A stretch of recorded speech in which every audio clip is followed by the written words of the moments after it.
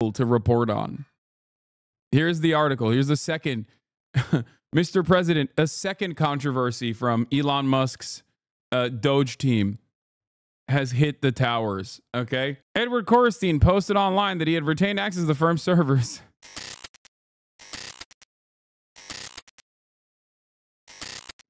How corny these guys are. Speaking of how corny these guys are, here's what Elon Musk said today. I love @RealDonaldTrump as much as a straight man can love another man. Hey, not gay though, okay? Pause. No homo. Like, he had to specify. He couldn't just say, I love Donald Trump. He had to specify. He's like, I love Donald Trump, but like not in a gay way, okay? Yes, I'm dick riding, but in a way where I'm not going to let him finish, you know, inside of me at least. That's what he's saying here. He's like, look, I'll ride it till the moment, all the way to completion. Only one spin? No, multiple spins. And yes, they are bringing back the staffer. Elon Musk, 6 hours ago, post, bring back Doge staffer who made inappropriate statements via a now deleted pseudonym. JD Vance, who has Indian children. Okay? JD Vance, whose wife is Indian and has an Indian son. Now, the reason why I'm bringing this up is because one of the inappropriate statements that the Doge staffer made was something along the lines of like, we should normalize Indian racism, or we should do more Indian racism. Something along those lines. Okay. Yeah. Normalize Indian hate. I was racist before it was cool. You could not pay me to marry outside my ethnicity. 99% of Indian age, slightly smarter LLMs. They're going back. Don't worry, guys. That guy is now being defended by JD Vance, who has an Indian son. Okay. It's just like, I can't, like, the only level higher, the only way you can be cucked even more on this issue is if you yourself were Indian and were like, yeah, this is actually pretty sick. I, as an Indian guy, also think we should normalize Indian hate, you know? And Ro Khanna did hit him hard on this. He said, are you going to tell him to apologize for saying normalize Indian hate before this rehire? Just asking for the sake of both of our kids. For the sake of both of our kids, grow up. Racist trolls on the internet, while offensive, don't threaten my kids. You know what does? A culture that denies grace to the people who make mistakes. A culture that encourages congressmen to act like whiny children. What do you mean? Dog, this dude is 25 years old. He's not a child, okay? While also simultaneously you're saying he's a kid for saying this shit. He said it like 2 months ago. It's not like he was 14 when he tweeted that. He said it 2 months ago, you fucking asshole. What the hell? He literally, it's not like he's a child when he's making his comments, but also an adult. How dare you say he's a child? A capable adult that is tasked with having all of your social security information. But also a racist troll that he is openly admitting is a racist troll on the internet. What is the argument? Kaya, please. The argument doesn't make any damn sense. My son loves being socially ostracized, actually. Like, if he's just a kid, he shouldn't get top security clearance. Kaya, please. Kaya, go. Get down. That's crazy. I cannot overstate how much I loathe this emotional blackmail pretending to be concerned. My kids, God willing, will be risk takers. They won't think constantly about whether a flippant comment or a wrong viewpoint will follow them around for the rest of their lives. They will tell stupid jokes. They will develop views that they later think are wrong or even gross. I made mistakes as a kid, and thank God I grew up in a culture that encouraged me to grow up and learn and feel remorse when I screwed up or offer grace when others did. Yeah, he said he wanted eugenic immigration policy and to repeal the Civil Rights Act 6 weeks ago. Okay, that is crazy. He's just like, come on. He's got a lot of growing up to do, but also he's grown up enough that he should command the Treasury Department. Okay, he should have control over the Treasury in its entirety. He's grown up, but also he has a lot of growing up to do in terms of his racist trolling. I don't worry about my kids making mistakes or developing views that they later regret. Like, this kind of trolling old comments is incredibly stupid and unproductive when it's 10 years old, or when it's someone who said it when they were like 15. But if you're talking about someone who wrote these takes, who is now going to be in the federal government, okay, who wrote these takes 2 weeks ago as a 25-year-old or 2 months ago as a 25-year-old, then what are we talking about? Like, he just said it. That's not like, how can you combine a reasonable position about like influencers or whatever who have changed and who have grown from their past positions with something that is happening right now? Like, it's so crazy. The next step here is basically when someone says like, oh, I think black people should be removed from all positions of power, right, in the federal government because that's DEI yesterday. And then people go, hey, maybe this guy who is very clearly a white supremacist shouldn't be in office. And then they go, oh, that was yesterday. Okay. He's grown so much from his past mistakes yesterday. You don't understand. Why are you doing cancel culture to a guy who is wearing a Klan's robe? Excuse me. We all make mistakes. Nobody's nerfing. This morning was a time of great personal growth for me. Yeah. Why is the vice president airing beef on Twitter? Because that's just how it is nowadays. They'll grow up to be a U.S. congressman who engages in emotional blackmail. They'll grow up to be a U.S. congressman who engages in emotional blackmail over a kid's social media post. You disgust me. A kid? So if he's a kid, then maybe he shouldn't be in a federal agency. He shouldn't have control over a federal agency. Like, which one is it? He's not. Is he a kid? Is he a troll kid? Then maybe he shouldn't have this much power. Big scoop. Musk's Doge team was fired by cybersecurity firm for leaking company secrets. Edward Korestein posted online that he had retained access to the firm's servers. Now he has access to sensitive government information. Elon Musk about to be like, this is illegal to report on. Here's the article. Here's the second. Mr. President, a second controversy from Elon Musk's Doge team has hit the towers. Okay. Edward Korestein posted online that he had retained access to the firm's servers. 19-year-old member of Elon Musk's squad that crisscrosses U.S. government agencies was fired from an internship after he was accused of sharing information with a competitor. Edward has been terminated for leaking internal information to the competitor, said a June 2022 message from an executive of the firm, Path Network, which was seen by Bloomberg News. This is unacceptable and there's zero tolerance for this. A spokesperson for the Arizona-based hosting and data security firm said Thursday, I can confirm that Edward Korestein's brief contract was terminated after a conclusion of an internal investigation into leaking of proprietary company information that coincided with his tenure. Afterward, Korestein wrote that he'd retained access to the cybersecurity company's computers, though he said he hadn't taken advantage of it. I had access to every single machine, he wrote on Discord in late 2022, weeks after he was dismissed from Path Network, according to messages seen by Bloomberg. Posting under the name Rivage, which 6 people who know him said was his alias, Korestein said he could have wiped past customers supporting servers if he'd wished. He added, I never exploited it because it's just not me. Amazing. Anne? You don't understand. If he gets fired from his job, this one job, it will ruin his life. We have to let him have all of our social security numbers so that he won't ruin the rest of his life because no one has ever come back from being fired. I write from a job I got after being fired hella times. Yeah, woke journalist Catherine Long, who doxed Doge staffer, has ties to USAID. Catherine Long, a Wall Street Journal reporter with connections to USAID, just doxed Doge team member Marco Elez and got him fired, conveniently after targeting him as a Doge audits her former agency. This isn't journalism. She should be fired immediately. First of all, doxing is revealing private information about random citizens, okay, about private citizens. Journalists that are uncovering the names of government employees is not doxing. It's just reporting. Okay. And also mentioning their past behavior that is from the not so distant past, such as 2 months ago, is also ridiculous. Like, that's not like, what are we doing here? This is a public servant. Do you want public servant? I mean, I guess I don't want to hear the answer to that question. I was about to say, do you want public servants to have like overt, openly racist attitudes?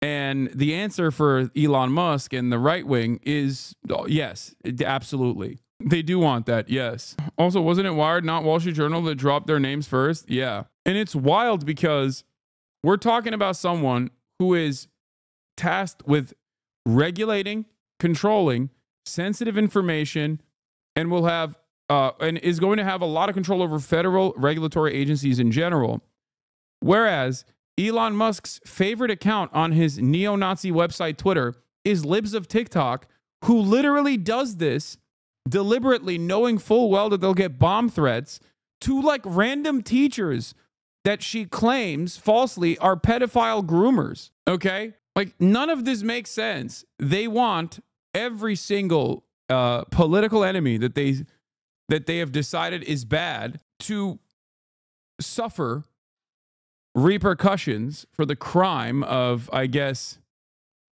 for the crime of, you know, being gay while teaching. But also at the same time, if you are a government employee, God forbid we go, hey, you said really racist shit like 2 months ago. I feel like maybe you're not the best person, considering that you have no background, like no competent background whatsoever. And this is one of the craziest aspects of this also is that this is the team DEI, okay? Team anti-DEI. You got like black and brown women of color that have to work extra goddamn hard to get to a top position. And immediately they're like, oh, they only got there because they're black. Or they only got there because they're brown. Meanwhile, the anti-DEI team is hiring 19-year-olds with broccoli haircuts with no competence whatsoever. Like, what the fuck are we doing? We want the most competent people to be tasked with this job. That's why we hired this 19-year-old white kid who apparently in the past was fired from his internship for leaking proprietary information. His comments made in a Discord server focused on another competitor company, worried executives of Path Network who believed there was no legitimate reason for a former employee to access their machines, according to a person familiar with the incident. The person asked not to be named, citing the sensitivity of the matter. Several of Corstein's online peers and former coworkers said they were surprised that the teenage friend they knew has been brought into one of the most high-profile teams in the Trump administration.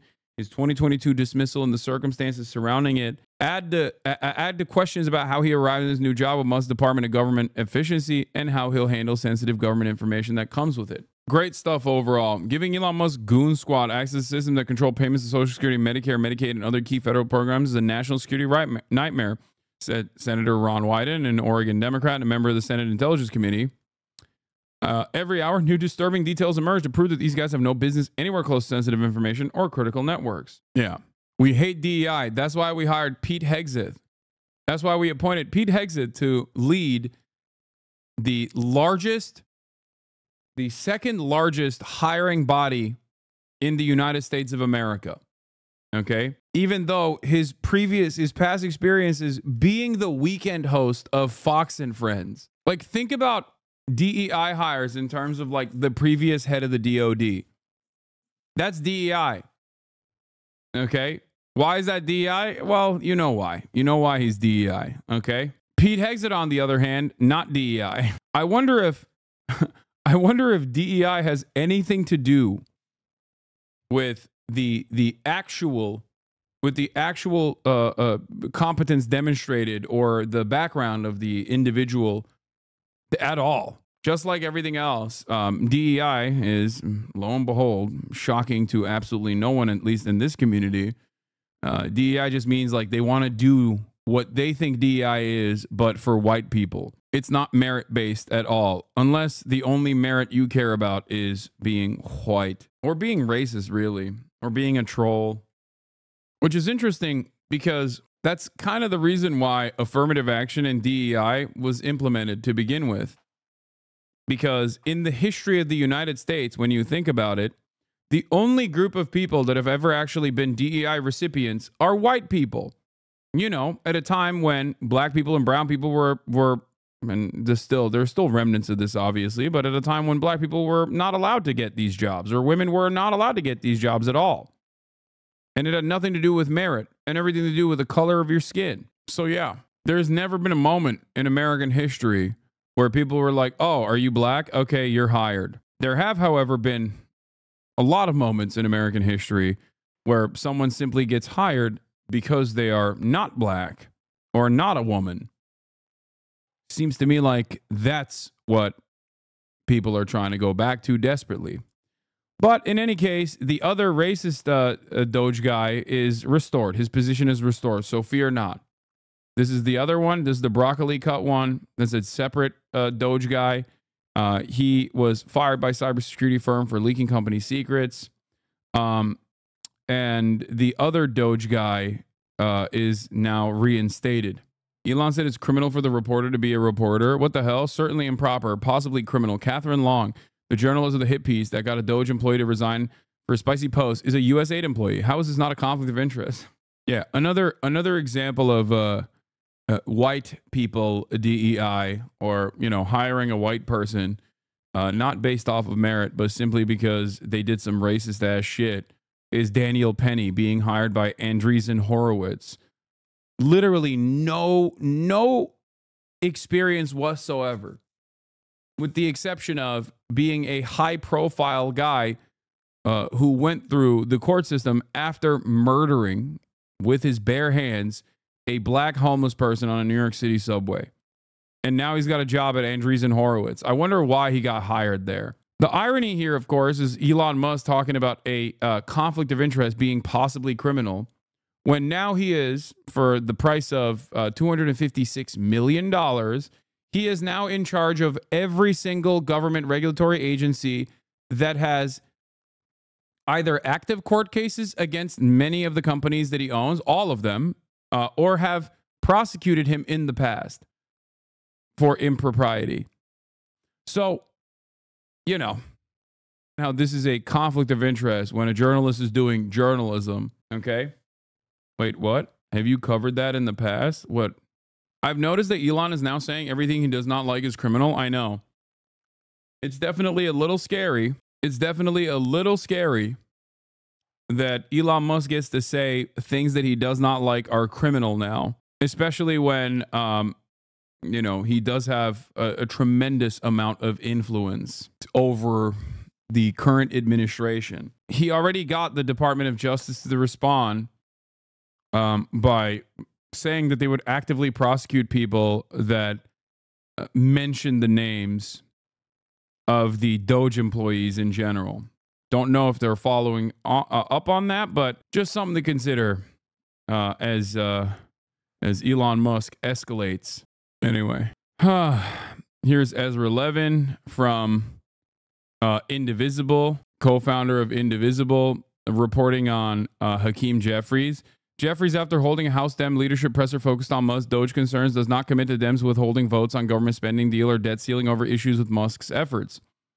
At a presser minutes ago, Jeffries says he's powerless. Journalists asked, to what extent will Dems withhold votes in negotiations? Jeffries responds, Republicans control the trifecta. It's their government. What leverage do we have? We're going to continue to try to find bipartisan common ground. I'm Brian Kilmeade, and this is the collapse of America, okay? I'm Brian Kilmeade. Let's find bipartisan compromise, bipartisan common ground. What are you saying? Yeah. Trump mega donor Steve Wynn has filed a petition asking the Supreme Court to overturn the landmark 1964 decision in New York Times v. Sullivan, which protects the media's ability to aggressively cover public officials. This is part of a long-running conservative campaign, which has already gained support. This is David Enrich from New York Times Business Bureau, which has already gained support among at least two justices to curtail press freedoms by attacking Sullivan. The story of how we got here is pretty wild. It's all in Murder the Truth. A lot of people are asking about the backstory of Wynn's petition. In 2018, the AP reported that he'd been accused of rape. Wynn sued for defamation. Nevada courts ruled that the reporting was protected under New York Times v. Sullivan. Wynn is appealing to SCOTUS, another casino billionaire that is in Trump's corner. Great stuff. Great to see Democrats complaining about the filibuster for 4 years when they're in power, but when they can't be bothered to use it themselves. I know. Trump. Leisha Miller has a Why Aren't the Democrats Doing Anything video, which we will be watching in a little bit as well. But yeah. And another scary aspect of this is that, as you guys know, I love the Internet Archive. I love the Wayback Machine. It is an immensely valuable resource. And obviously, people in positions of power have long hated this immense for some of the reporting that comes out of it. Some of the reporting, such as, the Doge guy, okay? The Doge guy's racist tweets from literally 2 months ago. Now, they've been actively trying to destroy the Internet Archive, but I guess now they're just going directly to the Wayback Machine, the Internet Archive, and demanding that they delete stuff. So yeah, why did the post say, when I checked the Internet Archive an hour ago for the URLs associated with that account, the racist account, the eugenics immigration policy guy that is now reinstated. Okay, Charlie Kirk is your dad. I watched him slam you in a debate the other day. If you watched that debate and you thought Charlie Kirk slammed me, I think you need to stop slamming your head into walls. I am genuinely concerned about your safety. I assume that your entire house is padded to ensure that you don't accidentally kill yourself while, getting out of bed in the morning. Anyway, now there are a total of 2 saved URLs left, and the archive tweets I still have in my browser cache are excluded. Everything referenced in the Wall Street Journal reporting has been purged. This is all that is left visible. They're rapidly scrubbing the record on this, so all that's left is a Wall Street Journal recap that everyone references and can't verify. It's great.